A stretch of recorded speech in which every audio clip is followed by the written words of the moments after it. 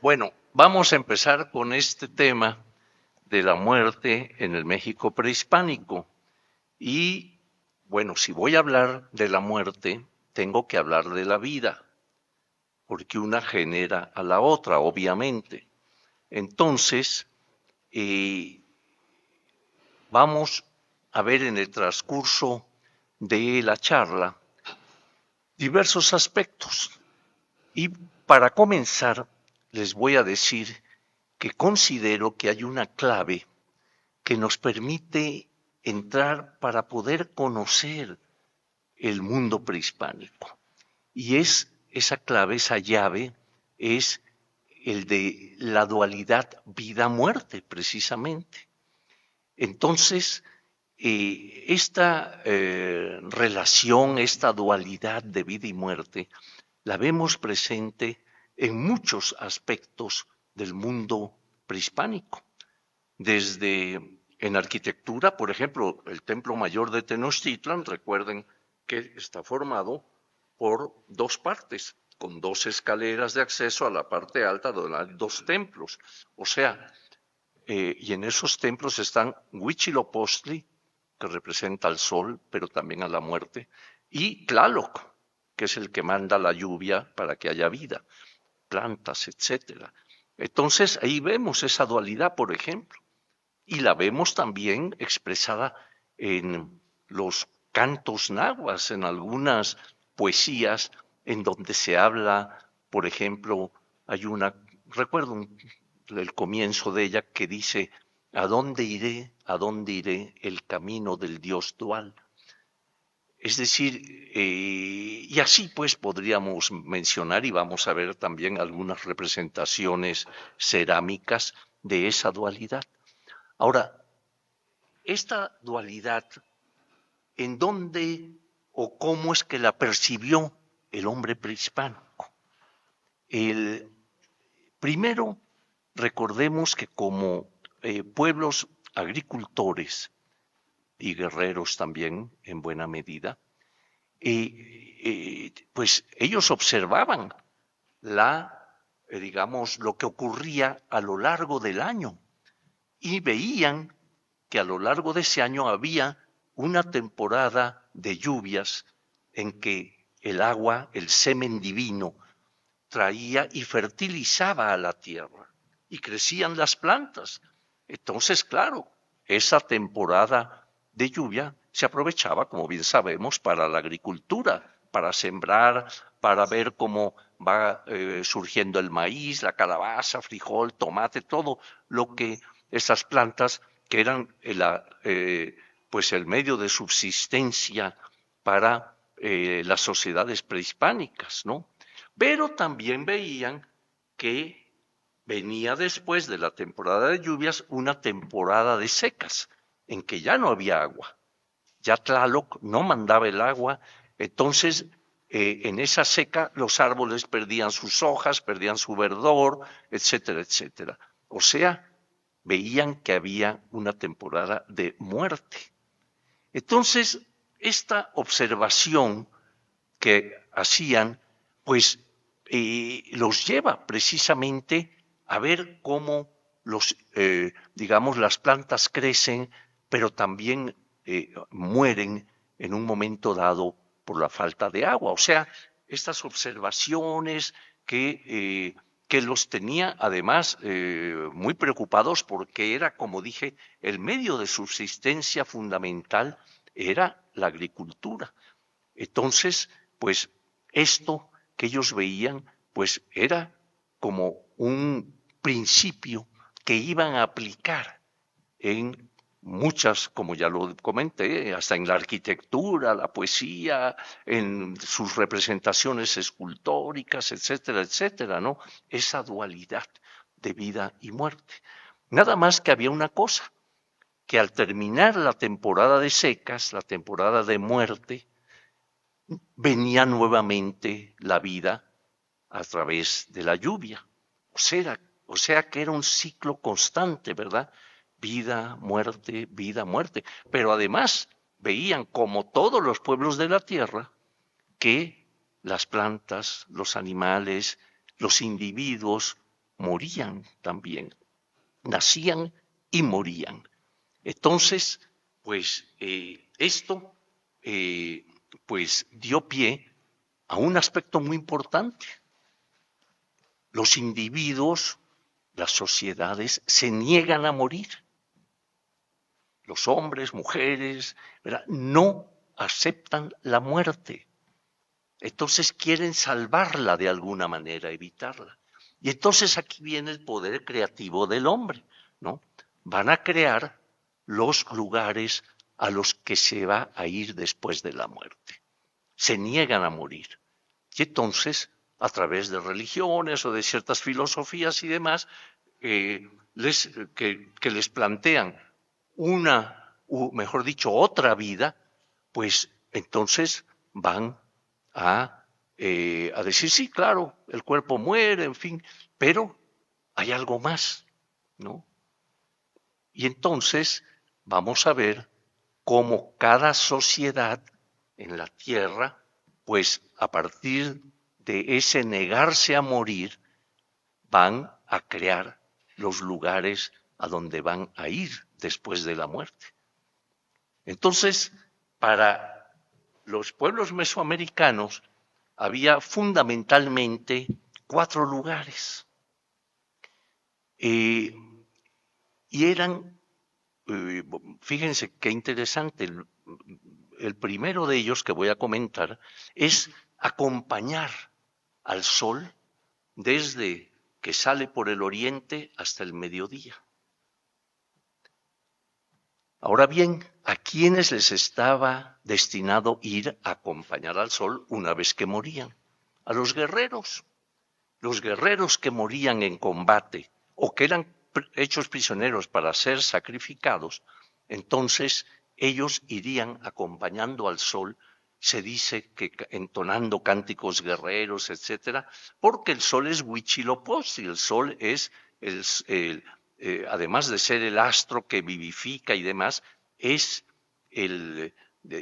igualmente pues digamos, el que comandaba, el que hacía que ganaran en las batallas las huestes, por ejemplo, de los mexicas o aztecas, ¿no? Entonces Huitzilopochtli, el dios solar y guerrero, pues era al que iban acompañando aquellos individuos que habían muerto en combate o en sacrificio, ¿no? Entonces ellos iban entonando cánticos hasta el mediodía.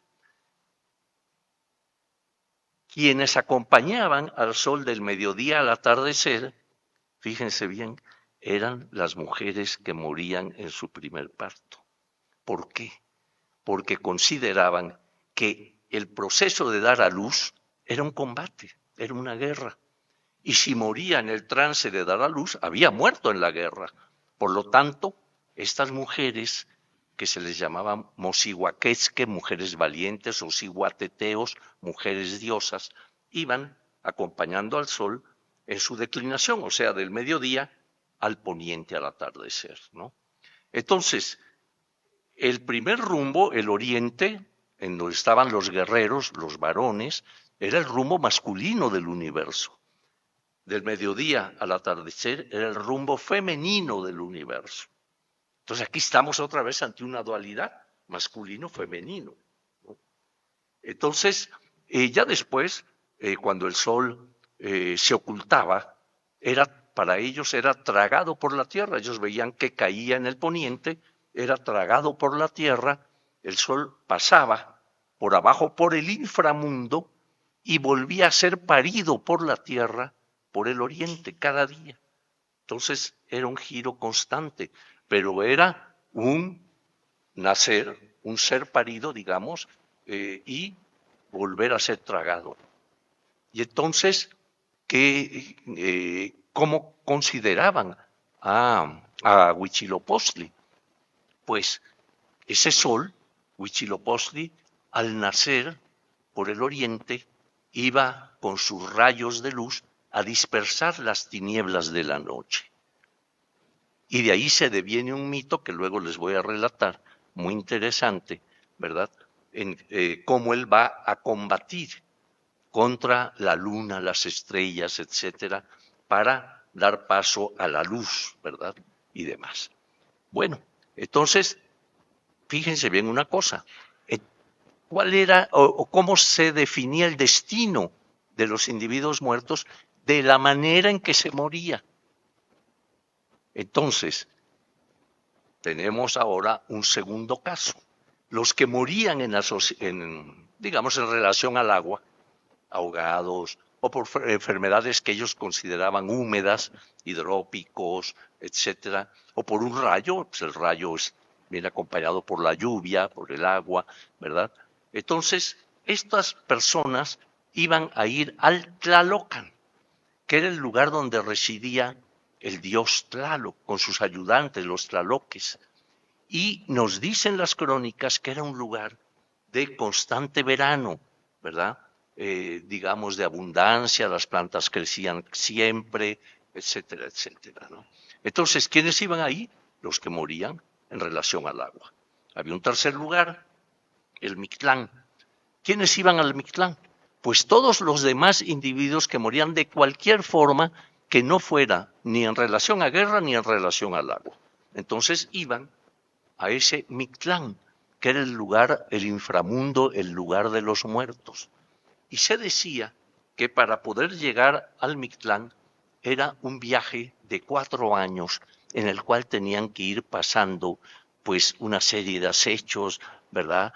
Acechanzas, en fin, hasta llegar al Mictlán, donde estaba una pareja, Mictlantecutli, el señor del inframundo, y Mictlancíhuatl, su pareja femenina, ¿verdad? Que estaban y residían allí.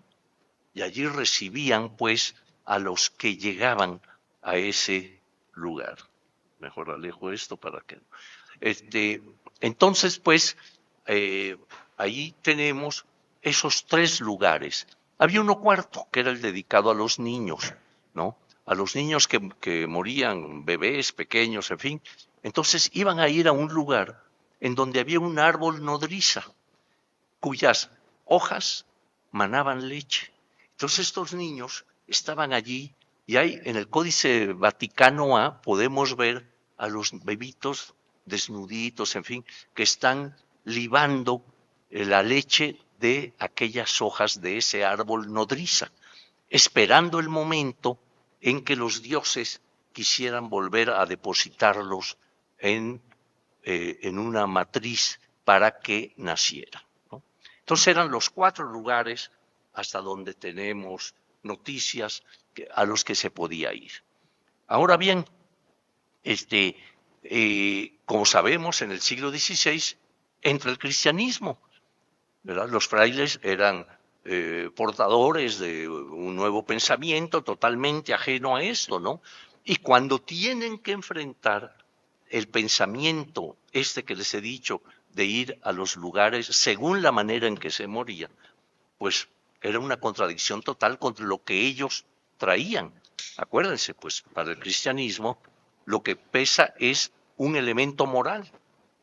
Si no pecas y te portas bien en la vida, vas a ir a gozar al cielo. Si por el contrario mueres en pecado mortal, vas a ir a los recónditos infiernos, ¿no? O sea, es el comportamiento del individuo en la tierra lo que va a ser el destino final de estos individuos, ¿no? Muy diferente a lo que había, pues, en el México prehispánico. Bueno, con esos antecedentes vamos a empezar a ver la primera imagen en la cual esto es de un códice prehispánico, el códice Lot, en donde vemos a la izquierda a la chica que está siendo embarazada. Esta ave que está bajando es el símbolo de que va a ser embarazada. Pero ¿qué vemos? Enfrente está precisamente Mictlantecutli, el señor del inframundo, este ser esquelético que está allí, ¿verdad? O sea que ya desde el momento en que la mujer es preñada, hay peligro de muerte para el niño, ¿no? Entonces, allí está ya vigilando pues este personaje que el inframundo, este señor Mictlantecutli, que quiere decir precisamente el señor del inframundo, ¿no? En la siguiente vamos a ver, vean esta imagen, esta escultura desafortunadamente está en un museo norteamericano en Washington. ¿Y qué es lo que vemos? Estábamos hablando del aspecto de la vida, ¿no? Que para ellos pues era importantísimo. Entonces, aquí vemos a esta mujer mexica, esta azteca, esta escultura en piedra, cómo está en la posición que se utilizaba para dar a luz. O sea, no era acostada así rico en una cama, no. Era en cuclillas, como ven aquí, y ella con sus manos ayudaba, abriendo sus glúteos para ayudar a que saliera el niño. Allá abajo ven al niño que está empezando a salir. El rictus de esfuerzo, dolor quizá también, pues es aquí el artista que hizo esto captó perfectamente ese momento, ese instante de dar la vida, ¿no? Esto entre los mexicas, pero vamos a ver algunas imágenes de códice, este códice borbónico, que también es mexica o azteca, vemos cómo en esta lámina está la diosa Tlazolteotl. Hasta aquí a la izquierda, vean nuevamente esa posición que ella tiene, ¿verdad? Está sentada con las piernas abiertas. De arriba ven un niño y unas huellas que indican que el niño ha entrado en su matriz. Y aquí está empezando a hacer. Está su rostro, el abajo, de sus brazos, en fin, está siendo parido por la diosa. Entonces, por Tlazolteotl, que era una diosa pues muy importante del panteón mexica, ¿no? En la siguiente vamos a ver otro códice, pero este ya es del área Mixteco-Puebla.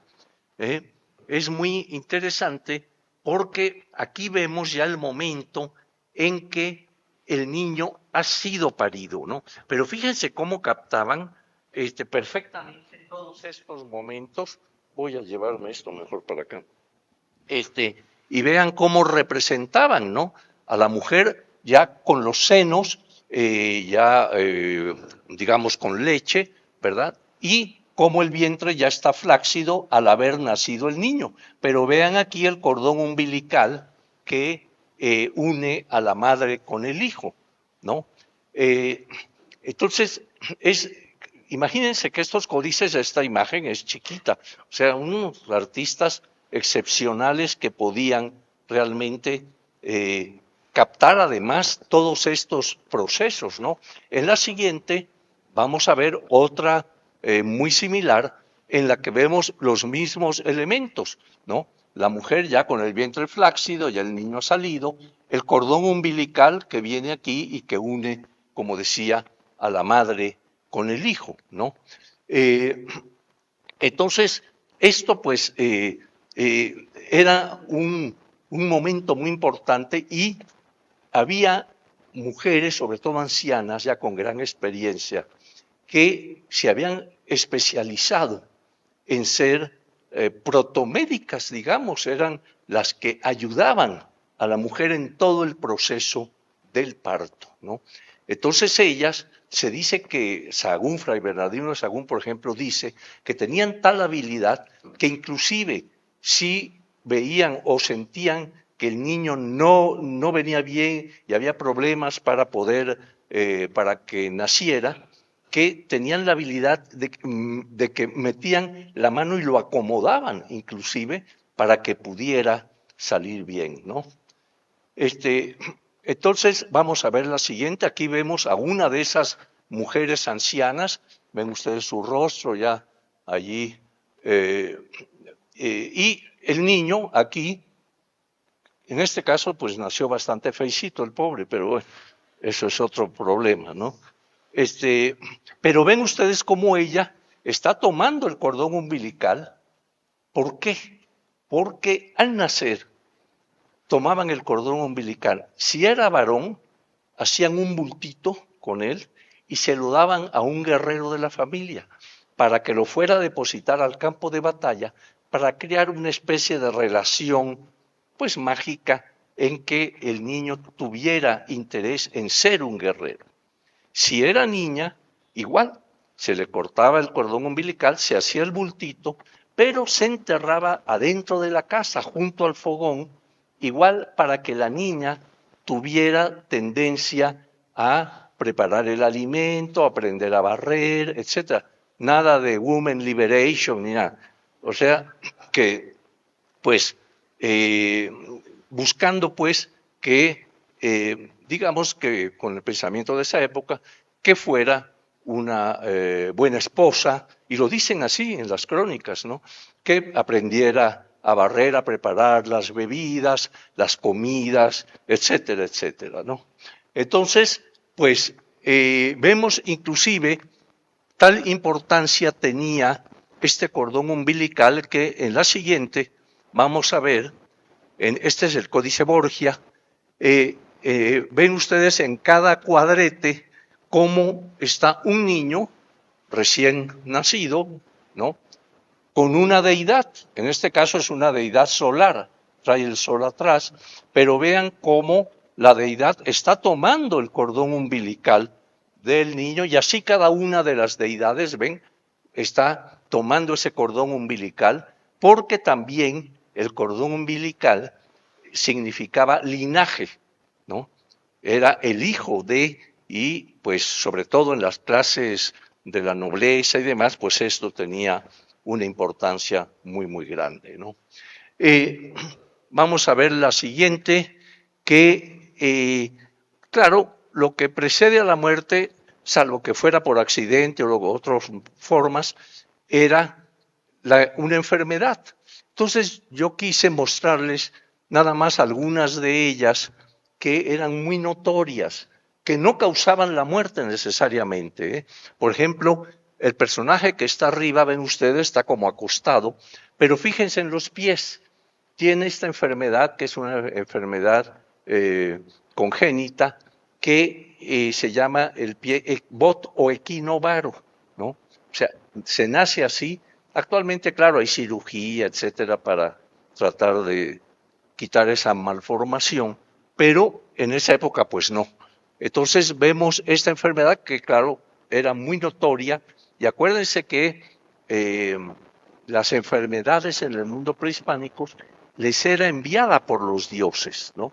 Entonces, en ocasiones hasta era una especie de distinción de que el dios se hubiera fijado en uno para que fuera depositario de tal o cual enfermedad. Esta aparece en un mural de Teotihuacán del año más o menos 450 de nuestra era, ¿no? En la siguiente vamos a ver también el mismo mal, vean.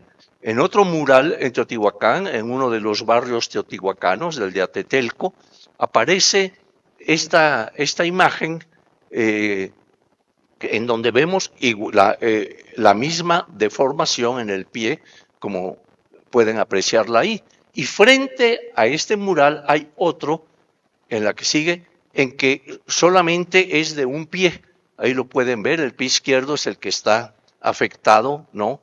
En esta expresión teotihuacana, más o menos es de la misma época de la anterior. Pero también la que sigue, había otro tipo de enfermedad. Vamos a pasar a la siguiente porque esta es poco clara. Vean esto. Por ejemplo, esto es una parálisis facial, ¿no? Recuérdense que una parálisis facial puede ocurrir, pues puede ser por un tumor que provoca, por un golpe, algunos dicen que hasta por un enfriamiento, y sí, este es lo que llaman a frigori, que un enfriamiento de repente hace que los músculos se retraigan y entonces puede darse esto que vemos aquí. Esta es en un yugo totonaca del año 800 de nuestra era, ¿no? Está hecho en piedra, pero ven ustedes aquí todo el rictus que tiene la persona que como tiene paralizada una parte, para poder hablar tiene que, pues que hacer un esfuerzo que se manifiesta más o menos como lo vemos ahí expresado. La siguiente. Bueno, esta es una piedra de escalón. A mí me tocó excavarla en Teotihuacán, en la calle de los Muertos, pero vean que es el mismo gesto, ¿no? La nariz un poco doblada hacia un lado, el rictus en la boca, tiene un ojo pues que no hay movimiento fijo, el otro sí está abierto, en fin, ¿no? La que sigue. También, claro, a los arqueólogos nos toca excavar, también esqueletos, enterramientos, en fin, ¿no? Y se han encontrado, esta es de la Ciudad de México, por ejemplo, males como este en que las vértebras se pegan, ¿no? Se pegan estas vértebras y pues parece ser que esto es bastante doloroso.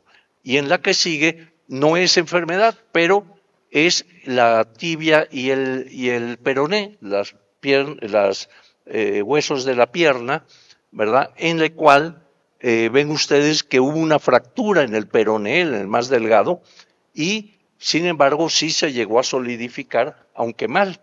Ven ustedes cómo sí se unió, pero pues no en una forma adecuada. Sí conocían el entablillamiento para que no tuviera mucho movimiento, etcétera, etcétera. Pero en fin, era mostrar algunas enfermedades porque en ocasiones pues pueden provocar la muerte, aunque les digo, las que hemos visto pues no llevan necesariamente a la muerte. La que sigue, bueno, este es un cráneo con lesiones loéticas allí en el frontal y pues vamos ahora a pasar a ver entierros. Esto es en Tlatilco. Tlatilco es un lugar que estaba cerca del Toreo, en la salida a Querétaro, por Naucalpan, que fue un lugar muy antiguo, imagínense, del año 1000 antes de nuestra era, 1000 antes de nuestra era, en el cual se encontraron una cantidad de enterramientos enorme, ¿no? Entonces, aquí podemos apreciar, desde luego, esqueletos en posición extendida, como este, por ejemplo, ¿no? Acá también, pero noten cómo en muchos casos, pues viene acompañado ya de ollas, de jarros, en fin, que seguramente contenían alimento, porque ya desde esa época, año 1000, antes de nuestra era, ya había el concepto de que las esencias, sobre todo una de ellas, llamada teyolía, que radicaba en el corazón, iba y podía viajar después de la muerte. Entonces, pues se le ponían entonces al individuo muerto ollas, cacharros, en fin, con bebida, con alimento, para que lo acompañara en ese viaje al más allá. De uno de estos entierros se le colocó como ofrenda una carita de barro, la que sigue, vean esto, ¿no? Que es muy interesante porque es la expresión de la dualidad vida-muerte, ¿no? Si ustedes aprecian, pues tiene precisamente el rostro dividido claramente en dos, la parte descarnada y la parte, digamos, con vida. Aquí vemos los párpados, los labios, inclusive la lengua. Del otro lado, pues vemos la calaca, ¿no? Es decir, parte del rostro descarnado, ¿no? Entonces, esto, ¿qué es lo que está representando? Aquello que decíamos, la dualidad vida-muerte, ¿no? ¿Cómo lo expresan así? Es decir, bueno, una parte es la temporada de lluvia, la otra es la de secas, hay vida, hay muerte, en fin, y pues esta mascarita, les digo, es de este tamaño, a lo mucho, hecha en barro, y recuerden del año 1000, porque 1800 años después vamos a ver en Oaxaca una representación similar entre los zapotecas, ¿no? La que sigue es, bueno, esta es una lápida de Izapa, en Chiapas, en la que más o menos es del año 300 antes de nuestra era, es pre-maya, antes de la cultura maya, que va a traer todo un florecimiento, en fin. Pero ahí ven un personaje que está sentado, descarnado, ¿verdad? Y noten algo muy, muy interesante. Este personaje descarnado, aquí tiene sus costillas, sus piernas, está sentado, el rostro trae una especie de máscara al frente, pero vean esto, entre las costillas, o sea, del vientre, surge este elemento que da aquí una vuelta y sube, ¿no? Y allá arriba, claro, ya ahorita está muy erosionada esta piedra, pero arriba está un niño, o sea, es un cordón umbilical que sale de la muerte, ¿verdad? Y pues está pariendo una nueva vida. ¿Qué significa esto? Es otra expresión para dar a entender que de la temporada de muerte, de secas, también viene vida. O sea que la muerte da vida también, ¿no? Entonces, esto pues es un concepto muy interesante en el mundo prehispánico. La que sigue nos va a llevar en la misma zona maya, pero ya más tarde, hacia el año 650 más o menos de nuestra era, a la tumba de Palenque. Todos la han oído hablar de ella, ¿verdad? Y aquí tienen un ejemplo de arquitectura funeraria, el famoso templo de las inscripciones, ¿no? En Palenque. Este templo que se va a caracterizar por una enorme y muy prolongada escalera aquí para subir hasta el templo que está en la parte alta, pero los cuerpos que componen el edificio son 9. Son 9 que son los pasos para llevar al Mictlán. O sea, cómo ponían todos estos simbolismos y los expresaban de esta manera. Pues resulta que a mediados del siglo XX, un arqueólogo, don Alberto Ruz, estaba trabajando arriba en la parte alta y vio que había una losa que tapaba algo. Entonces la quita y encuentra, aquí claro, es un dibujo, vemos el corte, y encuentra una escalera, ¿verdad? Que va bajando, tiene un descanso y luego continúa bajando hasta llegar a una cámara mortuoria, ¿no? La famosa tumba de Palenque. Entonces, esto ya va a ocurrir en 1952, cuando él llega ahí, primero tuvo que ir liberando toda la escalera que estaba llena de piedras para impedir el paso de saqueadores o lo que fuera, ¿no? El hecho es que llegó a la cámara en donde en la siguiente había bueno, aquí ven, con esta cámara, con el típico arco maya, ¿verdad? Y la puerta de entrada aquí, los escalones, y en medio había un gran sarcófago, hecho en piedra con una lápida que cubría el sarcófago mismo, ¿no? Entonces, Rus, aprovechando que la lápida que cubría el sarcófago sobresalía un poco, como ven aquí, ¿no? Puso gatos hidráulicos, no humanos, pero hidráulicos, para levantar la lápida y poder qué había adentro del sarcófago. ¿Qué es lo que encuentra? La siguiente, pues aquí ven una oquedad labrada en la piedra caliza, aquí, ¿verdad? La lápida allá arriba, y en el interior, la que sigue, estaba este personaje, que es el famoso Pacal, gobernante de Palenque, que duró además como 60, 65 años o más, ¿no?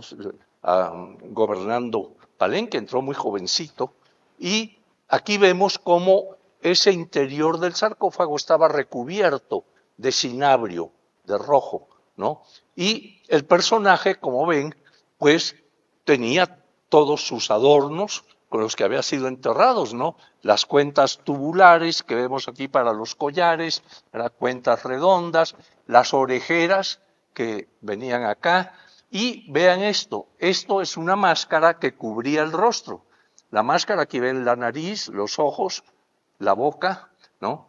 Hecho con partes, con teselas de jadeíta, de jade, etcétera, ¿no? Entonces,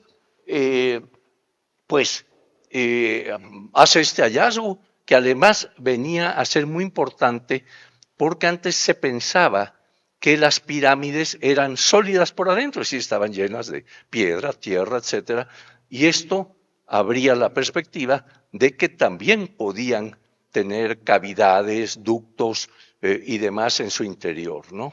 La que sigue. Esta es la lápida de Palenque que cubría el sarcófago.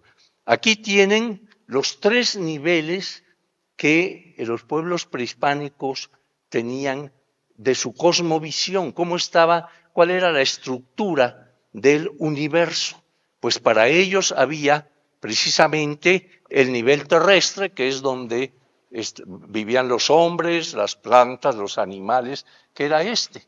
Entonces aquí ponen a Pacal, ¿no? Al personaje que está ahí enterrado, lo ponen en el nivel intermedio, que es la tierra, donde habitan el hombre, los animales y demás, ¿no? Hacia arriba viene el árbol sagrado de los mayas, ¿no? La ceiba, en esta forma, que remata hasta la parte alta con un ave que indica los niveles celestes, ¿no? Pero debajo vemos el inframundo, aquí, ¿verdad? Esta cavidad formada por huesos, vean ustedes aquí los huesos y un rostro que es el señor del inframundo, ¿no? Con sus dientes aquí, sus ojos, en fin, todo. El nombre de este personaje es Apush, este dios del inframundo, que mientras que en el altiplano le llamaban Mictlán, el lugar del inframundo, en la zona maya es el Xibalbá, ¿no? El lugar de los muertos, ¿no? Y como el personaje, pues está aquí para ya finalmente elevarse, después de haber ido al inframundo, poder elevarse hacia los niveles celestes, ¿no? Bueno, vamos a pasar ahora a otra región muy rica en entierros, en tumbas, que es la Oaxaca. Aquí tienen, por ejemplo, una tumba zapoteca en la cual, más o menos, aquí estamos en el año, digamos, 600, más o menos de nuestra era, donde vemos cómo eran hechos con grandes piedras, vean ustedes, ¿verdad? Esa parte oscura en el centro, pues es la entrada donde colocaban al personaje muerto con sus ofrendas, etcétera, ¿no? En ocasiones pintaban, decoraban las paredes muy ricamente decoradas, ¿eh? La que sigue nos va a mostrar otra tumba en Sachila, un pueblo muy cercano a Monte Albán, en Sachila, donde se aprecia en la tumba, en la famosa tumba de Sachila, pues tenemos en la pared un personaje esquelético, ¿verdad? Vean ustedes las piernas aquí, el cráneo acá, un brazo levantado, el otro también allá, ¿verdad? Y se encontraron toda una serie de vasijas que acompañaban al personaje que estaba allí en esta tumba de Sachila. La que sigue, esto es lo que quería que les dije que se acordaran, ¿verdad? Es la misma expresión de lo que vimos en Tlatilco, el rostro dividido exactamente en vida y muerte, ¿no? Esta proviene de Xoyaltepec, un pueblo de Oaxaca, zapoteca también, en donde pues vemos la misma expresión, ¿verdad? Con el elemento de vida, el elemento de muerte, formando esa unidad y esa dualidad, ¿verdad? Que era, como les dije al principio, tan importante para los pueblos prehispánicos. Como digo, es del año 800 de nuestra era. Pueden verlo en el Museo Nacional de Antropología, en la sala de Oaxaca, ahí está exhibida. La que sigue. Bueno, pasamos al altiplano, al centro de México.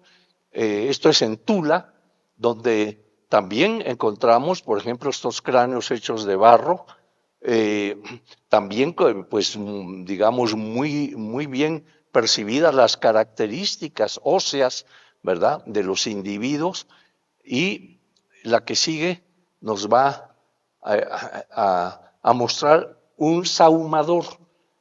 Esta pieza, bueno, eran dos, yo las encontré en Tula, son dos que servían para hacer rituales, sahumar. Se tomaba de este mango, digamos, que está acá, ¿verdad? De ahí se tomaba esta pieza, pero vean que esta pieza hecha en barro es un fémur, esto imita un fémur, en tanto que la cazuela en la que se va a poner el copal, pues es un cráneo, ¿no?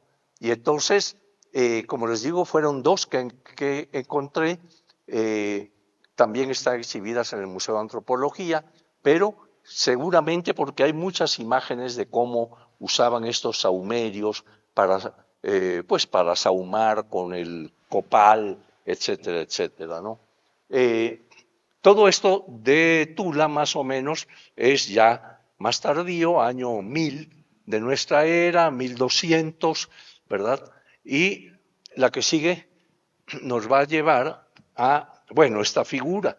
Esta pieza era de la colección de la Universidad Autónoma de México, está hecha en barro y realmente el artista que hizo esto tenía una idea impresionante, ¿no? Vean ustedes, en el centro, pintado de rojo, vigoroso, en fin, está el individuo joven, pero a la vez se abre y viene el anciano, en tonos amarillentos ya, la piel ya amarillenta, en fin, con arrugas, lo ven, en tonos amarillos a los lados, y en los extremos ponen ya al individuo muerto. O sea, nos están dando el ciclo de vida, ¿verdad?, pues de todos los individuos en la tierra, ¿no? Juventud, ancianidad y muerte, ¿no? Es realmente impresionante esta pieza. La que sigue ya nos lleva a Veracruz, donde también tenemos expresiones muy interesantes como esta. Esta es Mictlantecutli, el señor del inframundo sentado, lo pueden ver, en un gran trono muy elaborado atrás, vean, nada más, y está allí con, digamos, con parte descarnada, porque noten que las piernas pues tienen todavía piel, pues músculos, en fin, no está descarnado, en cambio los brazos sí muestran el húmero, el cúbito, el radio y el cráneo, bueno, las costillas y el cráneo, ¿no? Que es allí una expresión realmente impresionante del personaje, que tiene a su vez sus orejeras, ¿verdad?, sus grandes adornos, su tocado sobre la cabeza, en fin. Y esto es en el Zapotal, un sitio de Veracruz, ya un poco más tardío también, año 900 de nuestra era, por ahí. Pero no estaba solo esta figura. Esta figura es alta, quizá más de 1 metro de alto, ¿verdad? Pero estaba rodeado de mujeres muertas en el parto. ¿Se acuerdan? Aquellas ciguateteos que acompañaban al sol hasta el inframundo, o sea, caían en la tarde y acompañaban al sol en su viaje al inframundo. Entonces aparecen junto a él en la siguiente lámina. Aquí tienen una de ellas. Esta figura tiene más de 1,50 de alto, hecha en barro también, ¿verdad? Igual de la región de la costa del Golfo, ¿no? Pero noten ustedes las características. Trae su falda, los pechos vienen pues al aire y arriba el rostro, la mujer muerta entonando cánticos, ¿verdad?, con la boca abierta, y así se han encontrado estas mujeres en tumbas, otra vez vuelvo a Oaxaca, en tumbas zapotecas hay procesión. En la tumba, por ejemplo, de Xochilquitongo, hay una procesión de mujeres, de 9 mujeres, que van con los ojos cerrados, muertas, y están entonando cánticos, ¿no?, acompañando al personaje que está allí enterrado. Aquí están hechas en barro y acompañaban al señor que hemos visto, al Mictlantecutli de El Zapotal, ¿no? La que sigue Esta otra figura del área veracruzana, con esta figurita sedente, donde también vemos sus características, en fin. La siguiente. Bueno, y ahora ya llegamos al centro de México, entre los aztecas o mexicas nuevamente. Esta figura pues es muy conocida, es la Coyolxauhqui, que apareció allá por 1978, que fue el año en que gracias a este hallazgo empezamos el proyecto Templo Mayor, empezar a excavar todo el edificio y otros templos aledaños al Templo Mayor, ¿no? Pero vean ustedes las características. Primero, noten que la diosa está muerta, está decapitada aquí, su cabeza separada del tronco, las extremidades, los brazos y las piernas igualmente están separadas y de las heridas mana sangre. Aquí, por ejemplo, de este brazo, mana sangre aquí, del muslo igual, inclusive ven aquí cómo aflora la cabeza femoral del fémur de la pierna de la diosa, ¿no? Como en las telenovelas, las diosas también mueren, ¿no? Entonces, ahora, ¿por qué se le representa así, decapitada y desmembrada? Hay un mito que nos relata Sagún, en el que dice que la diosa de la tierra, Coatlicue, estaba un día haciendo penitencia en el cerro de Coatepec. Coatepec quiere decir cerro de la serpiente. Allí estaba haciendo penitencia cuando vino un plumón en el aire, vino un plumón que ella toma y se guarda en su seno y queda embarazada. Cuando sus hijos, que eran la luna y las estrellas, o sea, Coyolxauhqui, la que esta, y sus hermanos las estrellas, cuando se enteran que su madre ha quedado embarazada, pues no se creyeron lo de la plumita, ¿no? Entonces, ella, Coyolxauhqui, dice, no, nuestra madre nos ha afrentado con este embarazo misterioso, vamos a matarla. Y entonces incita a sus hermanos, a las estrellas, a que marchen al cerro de Coatepec y para matar a su madre, ¿no? Nada más que lo que no tomaron en cuenta es que el que estaba en el vientre era Huitzilopochtli, el dios solar y de la guerra. Y entonces, Huitzilopochtli, pues con ese poder que tienen los dioses, le dice a su madre, a la tierra, a Coatlicue, dice, oye, dime por dónde vienen avanzando mis hermanos o medios hermanos, en fin, ¿por dónde vienen? Ah, pues vienen ya por la ladera del cerro. Y ahora, no, pues ya están casi llegando. Entonces Huitzilopochtli nace ataviado para la guerra, para combatir a sus medios hermanos, ¿verdad? Y destruirlos por querer matar a su madre. Entonces, el relato, que es muy bello, relata cómo él nace armado de la Xiuhcoatl. Xiuhcoatl quiere decir serpiente de fuego, que yo interpreto como que es el rayo matutino, ¿no? El rayo solar que empieza a dispersar a la noche, porque entonces Huitzilopochtli va a arremeter contra la luna, la que comandaba aquí su medio hermana, las estrellas, ¿verdad? Y dice el relato que los anonadó, que los persiguió alrededor del cerro, finalmente los aniquiló y los dispersó en la noche, ¿no? Por eso son las estrellas, ¿no? Y entonces, ya ella la captura, la decapita con la Xiuhcoatl, ¿verdad? Y arroja el cuerpo, y el cuerpo va cayendo por el cerro de Coatepec hasta llegar al fondo, ¿no? Pero al ir cayendo se va desmembrando. Entonces, ¿dónde encontramos esta figura? Pues al pie del templo de Huitzilopochtli, del lado de Huitzilopochtli. Acuérdense que el templo mayor tiene también el lado de Tlaloc. Del lado de Huitzilopochtli representa el cerro de Coatepec. Y entonces allí puede verse a la deidad ya muerta al fondo, ¿verdad? Y Huitzilopochtli en su adoratorio triunfador.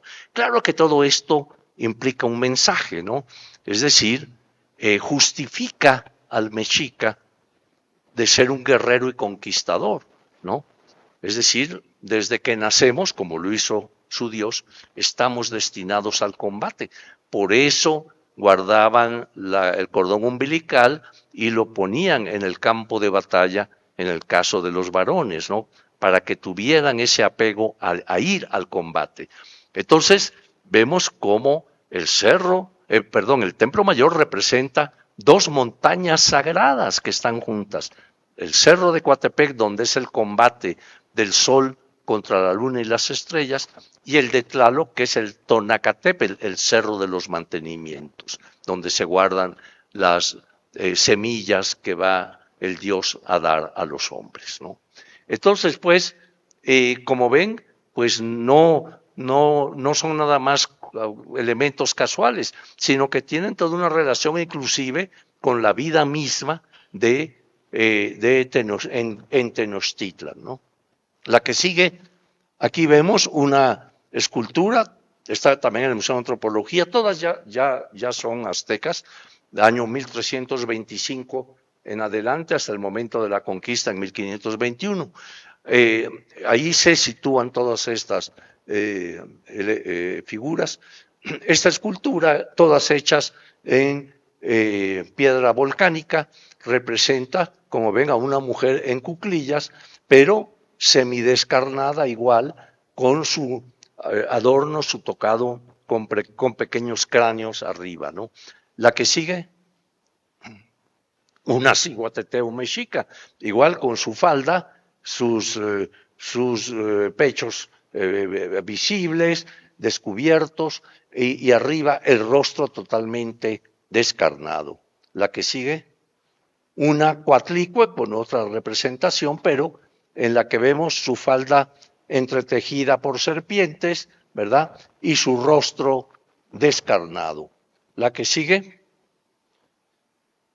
este templo lo encontramos al norte del Templo Mayor, aquí en el centro de la ciudad, y ven ustedes cómo está decorado con cráneos, aquí, estos cráneos, hechos de piedra y recubiertos de estuco de color blanco, ¿verdad?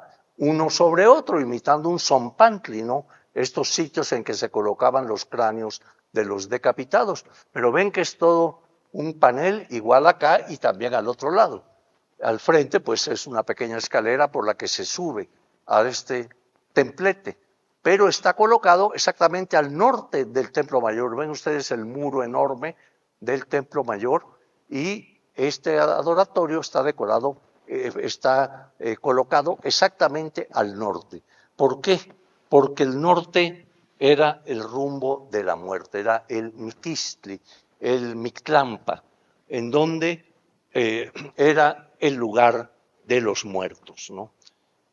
La que sigue, no, esta no, la que sigue, porque aquí no se ve nada. Aquí vemos cómo se estaba encontrando al norte del Templo Mayor también, muy cerca de donde apareció ese altar, este rostro descarnado o semidescarnado, que finalmente, una vez excavado, nos dio la que sigue, tampoco se ve muy bien, la otra, aquí, nos dio estas figuras de Mictlantecutli. Son figuras hechas en barro de tamaño natural, 1,76 creo que tiene una, son dos de ellas, y la otra más o menos igual, ¿verdad? Pero ven ustedes cómo tiene toda descarnado, pero las piernas también tienen piel, igual que tiene sus orejas, ¿no? Pero todo lo demás está totalmente descarnado, ¿no? La vamos a ver de perfil, aquí está estas figuras que realmente son impresionantes. La siguiente, bueno, en Tlatelolco, ciudad gemela, ya vamos a terminar, de Tenochtitlan, Tlatelolco, ya saben, muy cerca aquí al norte de la ciudad, pues encontramos grandes ollas, como pueden ver, donde adentro estaban esqueletos de adultos en posición flexionada, como decimos los arqueólogos, en posición fetal, ¿no? Que es como el niño está al interior de la madre, ¿no? Con las piernas recogidas, en fin, ¿no? Pues así se les colocaba porque se consideraba que la olla era una matriz. Y entonces encontramos varios. La siguiente nos va a mostrar, vean aquí, otro esqueleto adentro de la olla, la vemos allí alrededor, otras partes rotas que se han caído a un lado, pero con la misma idea de colocarlos en la posición en que nacieron, ¿no? La siguiente. Bueno, y ahora ya para terminar, pues tenemos lo que ya es muy común en estas épocas, y ustedes conocen mucho, los altares de muerto, que en realidad son, en la época prehispánica nos relata Sagún que a veces al año de la muerte, etcétera, sí se colocaban tamales y demás para el individuo muerto. Pero ya esta práctica de los altares, pues ya es todo un sincretismo, una mezcla en la que vemos elementos cristianos, ven ustedes el crucifijo, a la Virgen María a un lado, y acompañado de todos los alimentos, de la bebida que le gustaba al difunto, ¿verdad? El papel picado, que es muy socorrido. La siguiente. Esta es una muy sencilla también, en la que se ve, pues, vaya, hasta cerveza ahí colocada, los cráneos de dulce, que son, estos cráneos no se hacían obviamente en el mundo prehispánico, porque no había el conocimiento de este azúcar así, con lo que se hace ya esto, y también pues elementos cristianos que se acompañan. La siguiente. Aquí otra, igual, con elementos, con la famosa flor de cempasúchil, que ya se usa mucho porque es cuando crecen estos meses. Y no sé si ya es la última, creo que sí. Bueno, prendemos las luces y entonces una reflexión final. Es muy interesante pues ver todo esto que pues nos está llevando, sobre todo estas últimas cosas, estas últimas expresiones de los altares y demás, que se ha ido transformando con el tiempo, ¿no? Y actualmente, pues ven ustedes algo que no existía, es totalmente nuevo y viene de 2015, imagínense, que es todo esto de los alebrijes y las catrinas desfilando, y hay ya una mezcolanza entre el Halloween, que es una práctica con sus propias características, pero de otra región, y con las prácticas antiguas y de la etapa colonial. Ahora, hay un principio que siempre me lo preguntan cuando termino de dar esta charla, espero que hoy no ocurra, pero ya de una vez se los explico. Y no falta quien levanta su manita y, oiga, profesor, ¿por qué los mexicanos nos reímos de la muerte? Y ustedes lo han de haber oído en locutores, en fin, o escrito, ¿no? Que el mexicano se ríe de la muerte. Mi respuesta siempre es la misma. ¿Usted es mexicano? Sí, sí. ¿Y usted se ríe de la muerte? Pues, bueno, digo, oiga, cuando se le muere su padre o su madre o el hijo o el hermano o el amigo, ¿usted se está riendo? Ahí cobran conciencia de que es falso, que eso no es cierto, no nos reímos de la muerte. Ni en el mundo prehispánico se reían, las poesías prehispánicas eran de una angustia enorme ante la muerte, ¿no? Pero fuerte, enorme, léanlos. El padre Garibay y Miguel León Portilla tradujeron muchas de ellas, ¿no? No hay ni una en que se relate nada de que entonces se rea, al contrario, era una cosa tremenda, estaban las que lloraban acompañando el enterramiento, lo que fuera, ¿no? En España igual, nada de risas ni nada de esto, o sea, la otra vertiente que nos conforma, la prehispánica y la española, tampoco aparece eso. Entonces, eso es literario, ¿no? Y entonces, pues de repente empiezan, no, es que José Guadalupe Posada dibujó a la Catrina y y antes que él estuvo Manilla, que era otro gran dibujante y grabador y que empezó a hacer estas imágenes, pero era una forma que usa un artista, Posada, para hacer crítica social y para informar de diversos acontecimientos, ¿verdad?, que mataron a una señora. Entonces él pone a las figuras descarnadas porque le atraía ese tema. Pero no es que ahora todos los artistas ya expresamos eso, no. Actualmente, siguiendo esa idea de que el mexicano y la muerte, y que nos reímos y nos acostamos con la muerte, entonces ya pues todo el mundo trata de hacer el son country y de hacer el no sé qué, y se hace muy bien porque ya son concepciones modernas, ¿verdad? Aquí va a haber una exhibición de un gran artista, les aconsejo que lo vean, donde pues pones el son country desde una perspectiva artística moderna, actual, ¿no? Eso es válido, sí, pero pensar de que, no, es que el mexicano se ríe, pues eso, pues se expresa en libros, por ejemplo, como el del muy querido y admirado Octavio Paz, ¿no? El laberinto de la soledad, ¿no? Donde ahí habla algo de estas cosas o mucho de ello, pero que no son realidad, ¿no? Entonces, ahorita que me estaba entrevistando mi amiga que ya se fue o todavía está por ahí, ya está, agarra y me dice, bueno, ¿y por qué los mexicanos tenemos? Le digo, no, eso es lo que siempre se ha dicho y no es así y todos lo vemos en nuestra propia vida y con nuestros seres queridos, ¿no? Pero fue, ya es algo que ya prevalece y demás.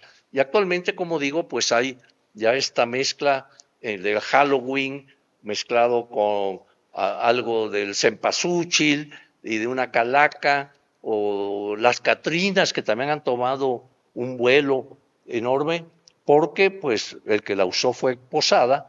Luego Diego la pintó en su mural que está en la Alameda, ¿no? Y entonces a partir de ahí, ¿no? Pues la Catrina, ¿no? Y hay unas Catrinas fabulosas que se hacen, tamaño natural, en fin, fantásticas, ¿no?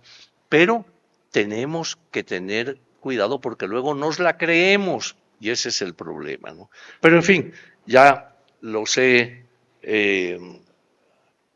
atormentado mucho, casi como en el infierno, así que pues les agradezco mucho, muy amables y pues si hay alguna duda, pregunta, pues trataré de responderla, a ver si puedo.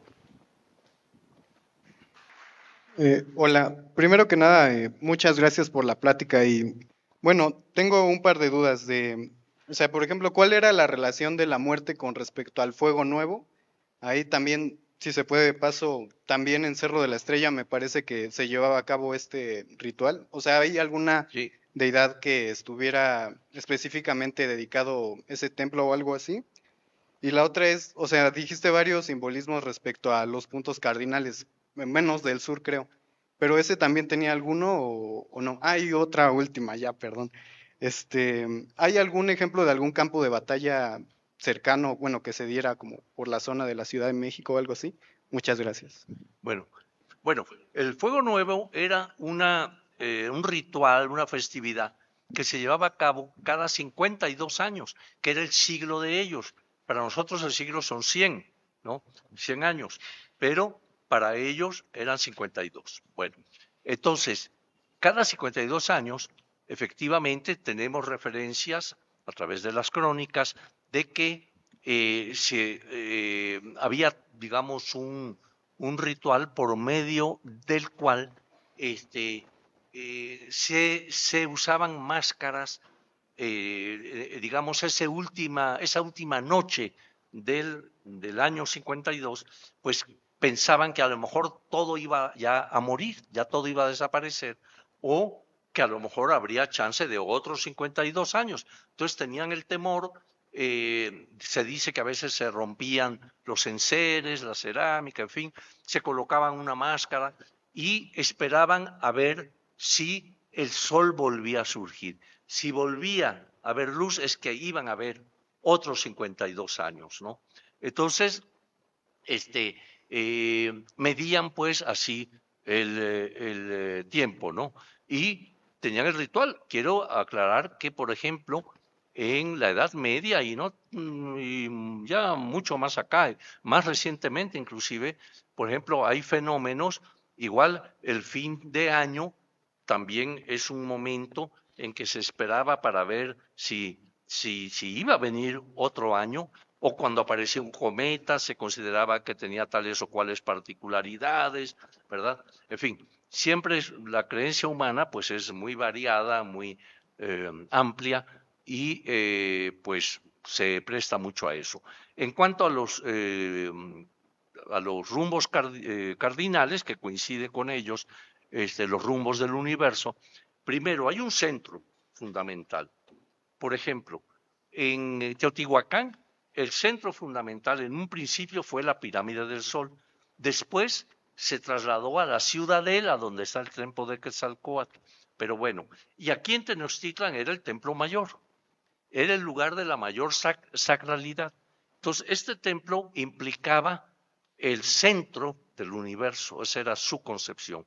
Y a través de este edificio se podía subir a los niveles celestes simbólicamente o bajar al inframundo, era el centro.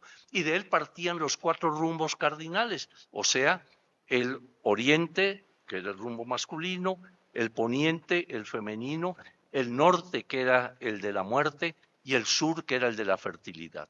Entonces, estos 4 rumbos eran, y los 3 niveles en sentido vertical, los niveles celestes, la tierra y el inframundo, conformaban esta visión del universo, de la estructura universal, ¿no? ¿Tenías todavía otra porque te aventaste grueso con varias? Ah, que si quieres ir a encontrar un... Mira, bueno, pues está ahí por Tumba, si quieres ir a buscar, por ahí está la famosa batalla que se dio entre españoles y mexicas, ¿no? Pero pues no se ha detectado en qué lugar. También había espacios prevenidos para guerras, por ejemplo, en el Estado de México, ay, ¿cómo se llama? Hay una población ahí que son unos llanos, y en esos llanos los tenían precisamente para llevar a cabo combates. Y se relata también en las fuentes, pero no me acuerdo ahorita el pueblo, porque todavía existe esa población aquí en el Estado de México, ¿no? Pero, ¿cómo se llama? Bueno, si me acuerdo te la digo después, ¿no? Pero si quieres ir a buscar, ve y me avisas. ¿Sí? Al morir, o sea, ¿tenían alguna creencia de regresar a la vida? De como hoy en día que se están manejando tanto que de vidas Ah, pasadas y regresan, sí, esa sensación de morir y después de un tiempo regresar ellos. sí. Bueno, eh, sí había, por ejemplo, es interesante esto porque, según sabemos, los únicos que tenían garantizado que iban a tener, en cierta forma, vida después de la muerte, ¿no? Que regresaban de alguna manera, eran los guerreros, que se decía que a los 4 años se convertían en aves o en mariposas, en aves de bello plumaje, en colibrís, que andaban chupando las flores, etcétera. O sea, se transformaban en cierta forma en colibrí, ¿no? Y el colibrí estaba asociado a Huitzilopochtli. Huitzilopochtli quiere decir, Huitzilin es colibrí, Huitzi, ¿no? O Pochtli es zurdo, el colibrí zurdo. Entonces, Huitzilopochtli tiene este carácter de el colibrí, del rumbo sur del universo. Eso tiene también toda una explicación, pero bueno, pero el hecho es que los guerreros eran los que tenían garantizado eso. Las otras formas de muerte no se dice nada de que se pudieran transformar en algo, para nada. Ni los que iban al Tlalocan, ni los que se iban al Mictlán, no hay nada en relación a eso, ¿no?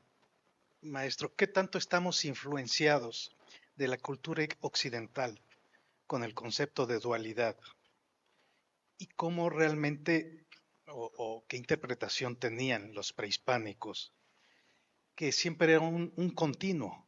No sé, un continuo. Sí. No sé si ellos tenían el concepto de dualidad, porque también menciona a veces tres etapas del inframundo, el mundo y algo superior, representado por un ave, como usted mencionó. ¿Qué tanto hay una correlación de la cultura occidental, el concepto de dualidad, con este continuo eterno de los prehispánicos? Bueno, el concepto de dualidad, como lo explicábamos, tiene ese continuum que usted dice, es un buen término, de ser, son sociedades que se consideran de religiones cíclicas, o sea, que se repite un elemento y se sigue repitiendo, ¿no?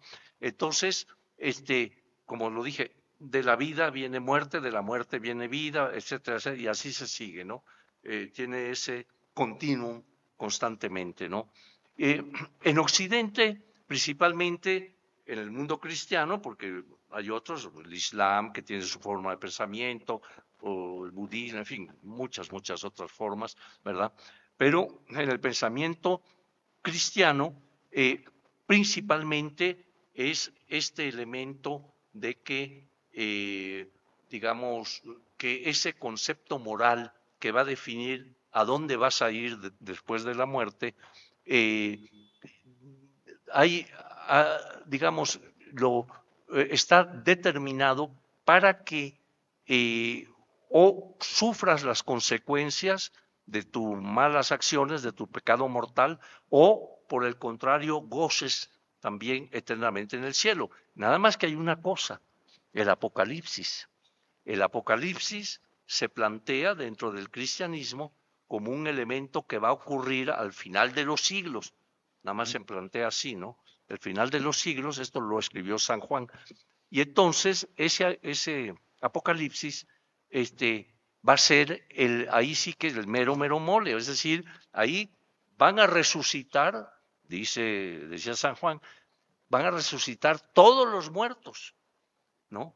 Y entonces viene el juicio final, en donde nuevamente vuelves a pasar por un juicio, por eso se le llama así, un juicio final, en el cual los réprobos irán a sufrir, y ahora sí que ya definitivamente al infierno. Pero además ya estaban ahí, o sea que doble tormento, ¿no? Ya saben, bueno, y los buenos pues van a acompañar a Dios Padre, ¿no?